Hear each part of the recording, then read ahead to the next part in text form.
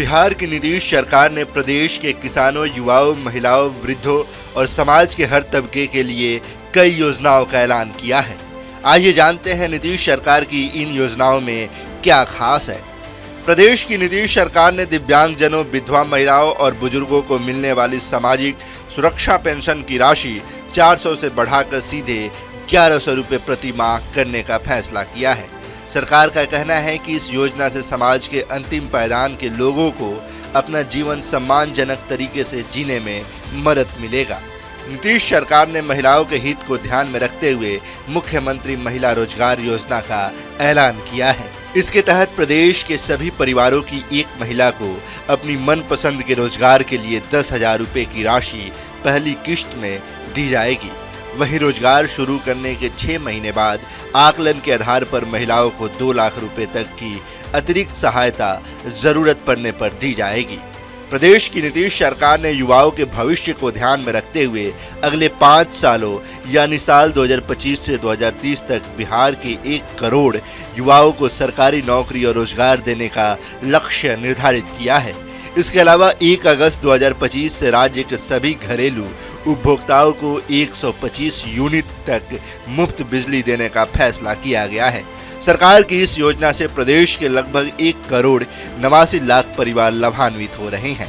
प्रदेश के युवाओं को आत्मनिर्भर और दक्ष बनाने के लिए मुख्यमंत्री प्रतिज्ञा योजना का ऐलान किया गया है। इस योजना के तहत कौशल विकास प्रशिक्षण के लिए 12वीं पास प्रशिक्षित युवाओं को 4,000 रुपये, ITI या डिप्लोमा पास युवाओं को 5,000 रुपये और स्नातक या स्नातकोत्तर इंटर्नशिप पास करने वाले युवाओं को हर महीने 6,000 रुपये की मदद राशि प्रदान की जाएगी। जीविका दीदियों की आमदनी बढ़ाने के लिए और उनके जीवन स्तर में सुधार लाने के लिए जीविका परियोजना के तहत मिलने वाली 3 लाख रुपए से अधिक की बैंक ऋण पर अब सिर्फ 7% का ब्याज देना होगा। पहले ब्याज की दर 10% थी, जो अब कम कर दी गई है। बिहार सरकार ने प्रदेश के सभी पंचायतों में विवाह भवन बनाने का फैसला किया है। इसके लिए 40 अरब 26 करोड़ 50 लाख रुपए की स्वीकृति दी जा चुकी है। पर्व त्योहारों के मौके पर बिहार से बाहर के राज्यों में रह रहे लोगों को वापस बिहार लाने के लिए राज्य सरकार ने 299 AC बसों और नॉन AC बसों का परिचालन शुरू किया है। इसके अलावा लोक निजी भागीदारी के तहत 150 अतिरिक्त AC बसों के परिचालन का फैसला किया गया है। मुख्यमंत्री कलाकार पेंशन योजना के तहत वरिष्ठ और आजीविका की संकट झेल रहे कलाकारों को 3,000 रुपये की मासिक पेंशन राशि देने का फैसला किया गया है। इसके अलावा प्रदेश के युवाओं को ज्यादा से ज्यादा अवसर उपलब्ध कराने के लिए बिहार युवा आयोग का गठन किया गया है। बिहार स्टूडेंट क्रेडिट कार्ड योजना के तहत प्रदेश के युवाओं को शिक्षा के लिए मिलने वाले ऋण को ब्याज मुक्त कर दिया गया है।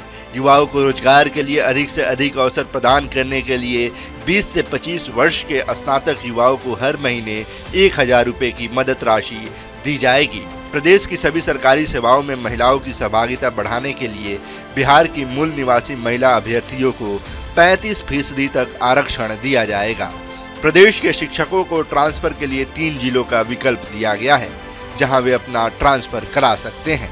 प्रदेश की नीतीश सरकार ने बिहार पत्रकार सम्मान पेंशन योजना की लाभ उठा रहे पत्रकारों की मृत्यु होने की स्थिति में उनके आश्रितों को जीवन पर्यंत 3,000 रुपये की जगह 10,000 रुपये की पेंशन राशि दी जाएगी। ग्रामीण क्षेत्रों में कार्यरत आशा कार्यकर्ताओं को 1,000 रुपये की जगह 3,000 रुपये और ममता कार्यकर्ताओं को प्रति प्रसव 300 की बजाय 600 रुपये की प्रोत्साहन राशि देने का फैसला किया गया है। प्रदेश के शैक्षणिक संस्थानों में कार्यरत रसोइयों, रात्रि प्रहरियों के मानदेय में दोगुनी की वृद्धि करने का फैसला किया गया है। साथ ही प्रदेश में शिक्षकों की बहाली में डोमिसाइल को प्राथमिकता देने का निर्णय लिया गया है।